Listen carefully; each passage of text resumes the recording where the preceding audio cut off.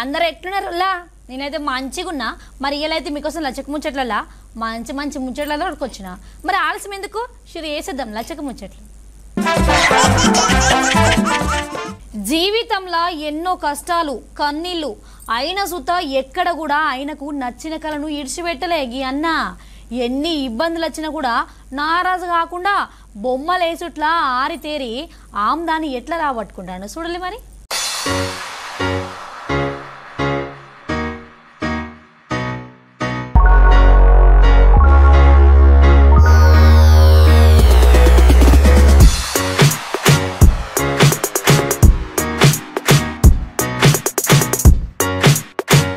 చూతాలి కదా ఈ బొమ్మలను ఎంత మంచిగా చేసిండో ఈ అన్న. సెల్ ఫోన్కు ఫోటో పంపితే చాలట అచ్చగుద్దినట్టు అట్లనే బొమ్మలకి ఇస్తాడు. మరి నేదో ఫైన్ ఆర్ట్స్ కాలేజీలో తర్ఫీ తీసుకున్నాడు అనుకోకుర్రీ.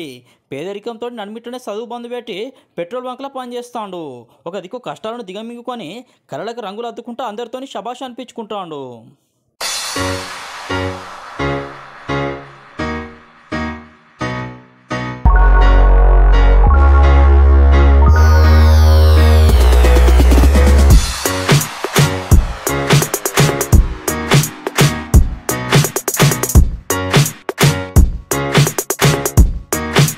నిర్మల్ జిల్లా ఖానాపూర్ పట్టణం నుండి గీ అన్న పేరు గణేష్. డిగ్రీ చదివే టైంలోనే గీ అన్న వాళ్ళ అయ్యే పానం మంచిగా లేక జీవిడ్చిండట. తల్లి నాగవ్వ బీడీ దుడితే వచ్చే పైసలతోని పూటగా చూస్తే కష్టంగా మారింది ఆమెకు. దీంతో మధ్యలోనే చదువు బంధు పెట్టి పెట్రోల్ బంకులో చేరిండు. ఇక అమ్మకు ఆసర లెక్క వండుకుంటేనే టైం దొరికినప్పుడు అలాగే ఇట్లా బొమ్మలేసుడు చేసేదట.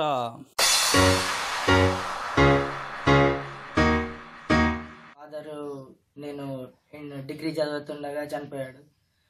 10th నుంచి కొంచెం సిగ్గానే ఉండే.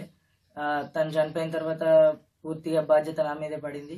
దానివల్ల నేను చదువు మానేయడం, వర్క్ వెళ్ళడంతో చదువు మధ్యలోనే ఆగిపోయి ఇలా వర్క్ చేయడము, దీన్ని కంటిన్యూ చేయడము చాలా ఇబ్బందిగా ఉన్నా కానీ దీన్ని వదులుకోలేదు నేను. ఖచ్చితంగా పని చేయడము, ఇంట్లో కొంచెం టైట్గా ఉన్నా కానీ రావడము, ఇది ప్రాక్టీస్ చేయడంతో పాటు వేయడము అట్లా సాగుతుంది. ఈ ఆర్ట్ పరంగా నాకు ఏదైనా అవకాశాలు వస్తే కూడా నేను ఖచ్చితంగా తప్పకుండా నా నైపుణ్యతను చూపించి నేను పార్టిసిపేట్ చేస్తానని తెలుపుతున్నాను. ఎవరి దగ్గర చూస్తే తర్ఫీ తీసుకోకుండానే చూసింది చూసినట్టు గీసుడు అలవాటు చేసుకున్నాడు అన్న. పెన్సిల్తోని చూడముచ్చటైన కళారూపాలు గీస్తాడు. దేవతల బొమ్మలు, సినిమా హీరోలు, హీరోయిన్లు, అట్లనే క్రీడాకారులు గిట్లా ఎవరి చిత్రమైనా సరే అలకగా వేసుకుంటా నలుగురిట్లో ఒక గుర్తింపును సంపాదించుకున్నాడు. మొదట్లో సరదాగా బొమ్మలేసుడు మొదలుపెట్టిన గీ అన్న ఇప్పుడు ఆకలి బాధలను తీర్చుకుంటా గిదే ఒక జీవనాధారం లెక్క మారిందంటాడు.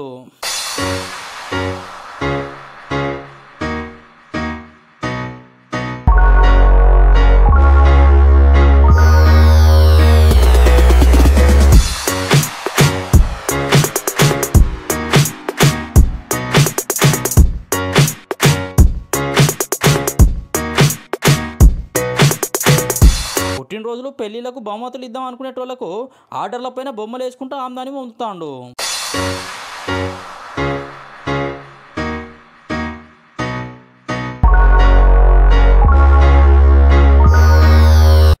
చిన్నప్పటి నుంచి ఇది నాకు చాలా ఇన్స్పిరేషన్తో నేర్చుకుంటున్నాను. ఏదో ఒకటి సాధించాలి అని.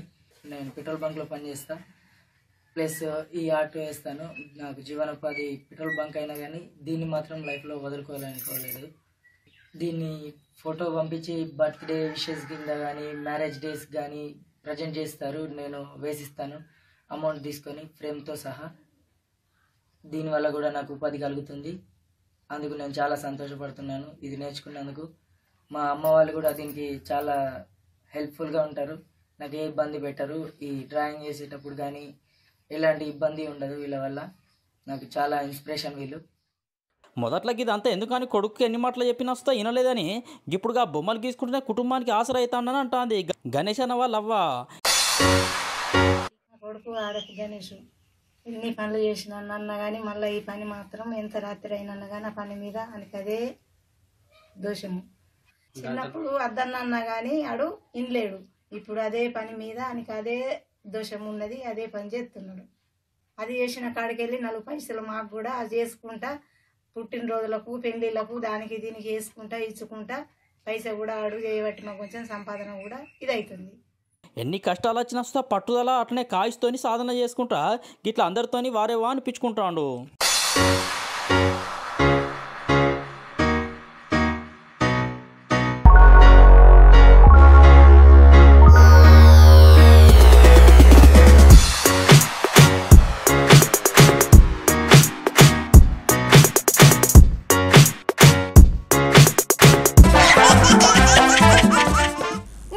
అనుకుంటే గది కావడానికి జీవితం సినిమా కాదు కదా.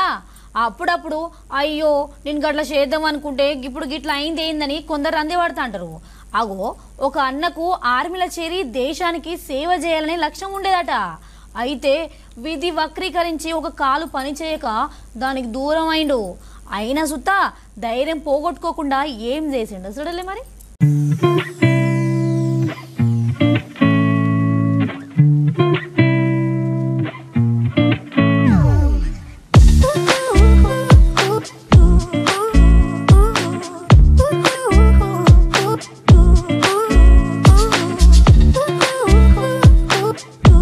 జీవితం అనే ప్రయాణంలో సమస్యలు కష్టాలు అత్తనే ఉంటాయి. అయితే వాటిని తట్టుకొని ముందు సాగుతూనే లక్ష్యాన్ని చేరుకుంటాం. ఇక గదే ఆలోచనతోనే ఆయన ప్రయాణాన్ని మళ్ళీ షురూ చేసిండు గీ అన్న. రైలు ప్రమాదంలో కాలు పోగొట్టుకున్న సుత ఆత్మవిశ్వాసం పోగొట్టుకోలే, మనసుంటే మార్గం ఉంటుందని నిరూపిస్తాడు.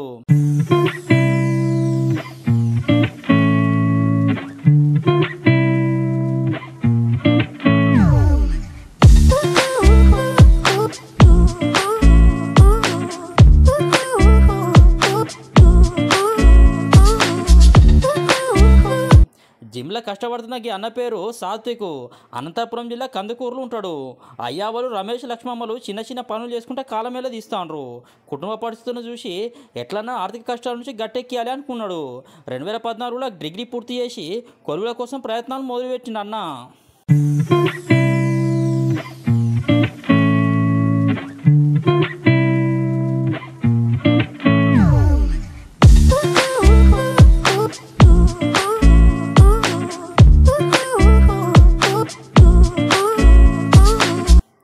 సైన్యంలో చేరి దేశానికి సేవ చేద్దామనే ఆలోచన ఉండేదట. ఇక దానికోసం డిగ్రీ చదువు పూర్తి చేసి స్టాఫ్ సెలక్షన్ కమిషన్ పరీక్ష రాసిండు. బీఎస్ఎఫ్ జవాన్గా వస్తే ఎంపికైండుల్లో. గా సమరం అంతా ఇంత కాదనుకో రాదు రన్నకు.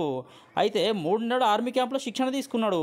అంతలోనే శిక్షణ అయిపోయినాక ఇంటికి తిరిగత్తా అంటే రైలు ప్రమాదం జరిగితే ఎడమకాలు పోయింది అన్నకు. 14 నాది డిగ్రీ కంప్లీటెడ్ అయింది. ఆ తర్వాత ఆర్థిక స్థోమత వల్ల నేను ఏదైనా గవర్నమెంట్ జాబ్లో సెటిల్ కావాలని ఎస్ఎస్సి నోటిఫికేషన్ పడినప్పుడు కానిస్టేబుల్ నేను ఆ ఎగ్జామ్కి అప్లై చేసి 2015లో ఎస్ఎస్సిలో సిఐఎస్ఎఫ్ అంటే ఎక్కువ మార్కులు సాధించడం వల్ల సిఐఎస్ఎఫ్ కానిస్టేబుల్ నాకు జాబ్ వచ్చింది. ఆ తర్వాత 2015 మార్చ్లో నేను అక్కడికి జాయినింగ్ రిపోర్ట్ ఇచ్చి ఆ తర్వాత 3 months ట్రైనింగ్ తీసుకొని తిరిగి ఇంటికి వచ్చేటప్పుడు లీవ్ తీసుకొని ఏదో పెళ్ళికి నాకు ట్రైన్ యాక్సిడెంట్ అయింది. మళ్ళీ ఆ తర్వాత ఒక 5 months బెడ్ రెస్ట్ తీసుకొని తిరిగి మళ్ళీ 1.5 year అక్కడే అంటే రాజస్థాన్ జైపూర్ దగ్గర దేవలి అని ఒక డిస్టిక్, అక్కడ నేను మళ్ళీ 1.5 year వర్క్ చేశాను. కాలిరినాక అన్న చాలా అందిపడ్డాడు మొదట్లో. అయితే జీవితం మీద ఆశనైతే పోగొట్టుకోలే. సిఐఎఫ్, బీఎస్ఎఫ్, సిఆర్పిఎఫ్ బలగాలలో ప్రమాదాలకు గురైన సైనికులకు ఆదిత్య మెహతా ఫౌండేషన్ వాళ్ళు కృత్రిమ అవయవాలు పెట్టడానికి సాయం చేయడంతో 2013లో గాడి పోయి కృత్రిమ కాలు పెట్టుకున్నాడు.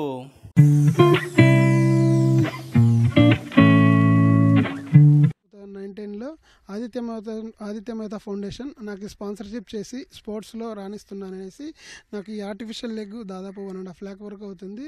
వాళ్ళు నాకు ఈ లెగ్ సాయం చేశారు. అంతకుముందు నేను ఆర్డిటి సహాయం వారిచే ఇక్కడున్న ఆర్డిటి లెగ్ అది యూస్ చేసి జైపూర్ లెగ్ యూజ్ చేసి నడుస్తాంటి. అది వాళ్ళు ఇచ్చింది అప్పుడు కాస్ట్కి అది బెటర్గా ఉంది. ఆ తర్వాత ఇది ఇప్పుడు ప్రజెంట్ నాకు బెటర్గానే ఉంది. ఇక మొత్తానికి ఆటలలో ఆరిదేరిండు. కొన్ని పథకాలు సుత సాధించిండు. అంతర్జాతీయ పోటీల సుత ప్రతిభ చూపెట్టడానికి చాలా కష్టపడతాడు.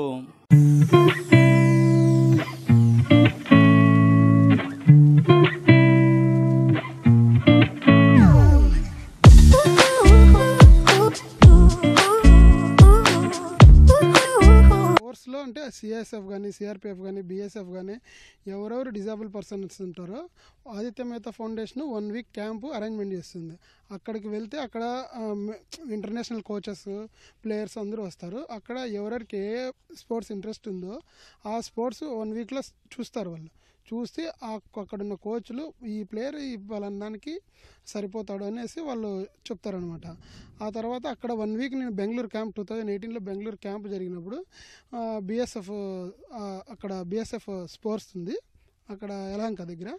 అక్కడికి వెళ్ళి 1 వీక్ అక్కడ చూసిన తర్వాత అక్కడ కోచ్ రంజిత్ కుమార్ అనేసి తమిళనాడు, ఆయన ఫస్ట్ కామన్వెల్త్ మెడలిస్ట్ డిజేబుల్ పర్సన్కి ఆయన వచ్చింది. అప్పుడు ఆయన బాబు ఈ స్పోర్ట్స్లో అయితే బాగా రాణించగలడు అనేసి ఆయన రిఫర్స్ చేయడం వల్ల ఫౌండేషన్ వాళ్ళు నన్ను ఆ తర్వాత 2 years స్పాన్సర్ కానీ ఫౌండేషన్ వాళ్ళే నన్ను మదురైకి పంపించి ఆయన దగ్గర రంజిత్ సార్ దగ్గర 2 years కోచింగ్ అని నాకు ఇప్పించినారు.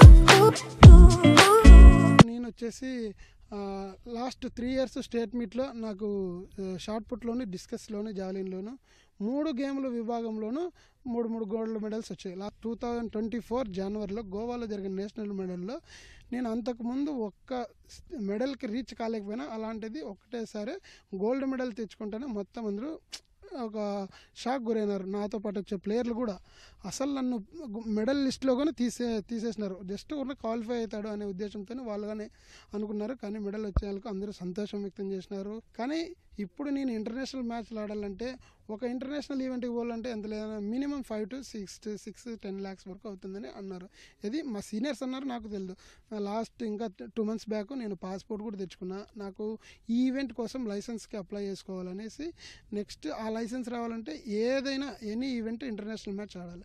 ఆ ఇంటర్నేషనల్ మ్యాచ్ ఆడాలంటే నేను ఎవరెవరి ప్రోత్సాహం కోసం ఎదురు చూస్తున్నా. కొడుకు కాలు పోగొట్టుకున్న సుత ఎక్కడ ధైర్యాన్ని పోగొట్టుకోకుండా కష్టపడి ముందరికి పోతాను అంటారు అయ్యవ్వలు.